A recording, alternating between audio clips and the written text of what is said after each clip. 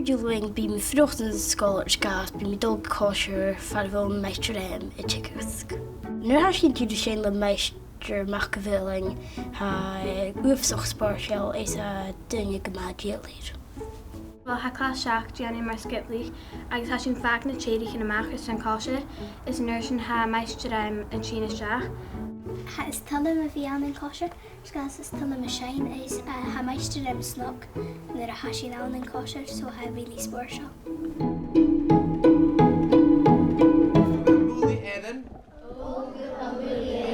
A hennis bíne.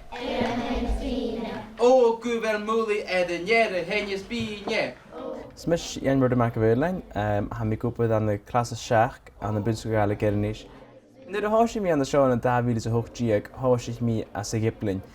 Agus chud a dhéanamh ar an handig mi nach ra còisir de bhí agus dócha sin 2 bliain, 3 bliain san na cohinna le húil mi a seinn áran mar teann na ná agus an nuair is mi ha go leor seinn dar an stéis seo ha fisin go tóra go filiálaigh na mátan coniu.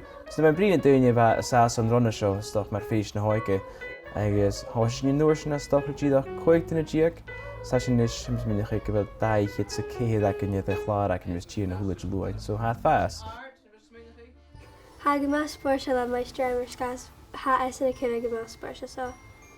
Ha spáirse gas chané mi fan hula call cearst is ha man.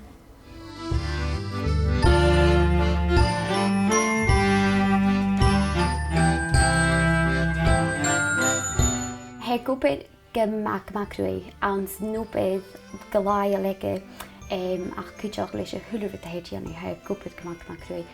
Fon y bi gwylwchig Sion na lesan yn he cwtioch sgynial iddo fi ma hafyd y geg di ianw bed I dach ianw gysgybod a ys nhw sy'n gytrich sy'n còisir smygyd na hórain gan cwtioch còmhla agus cwtioch leis yn cil he fiach yn piano y chlwych súbiad an tar practice leis cwtioch.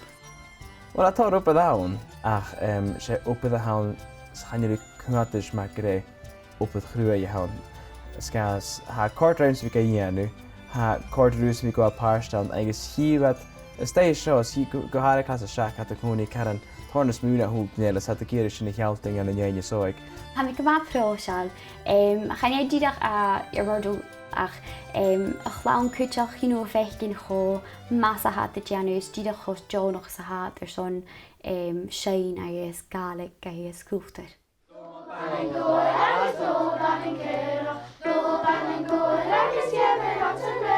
Wel, sy'n cynnych I hwlwyd luain a còisir, ha tord clw o chorigin gan y sgol, ha tord clw o chorigin gan y chlawn, agus sé cor yma hawn gael fi Iain-Murdo gan Gaelic teb y mwyth y sgol.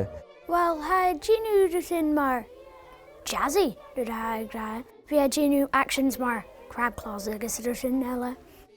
Ha dyrach fi di snoc agus fi y dèanamh tá rwthin son in class agus in còisir.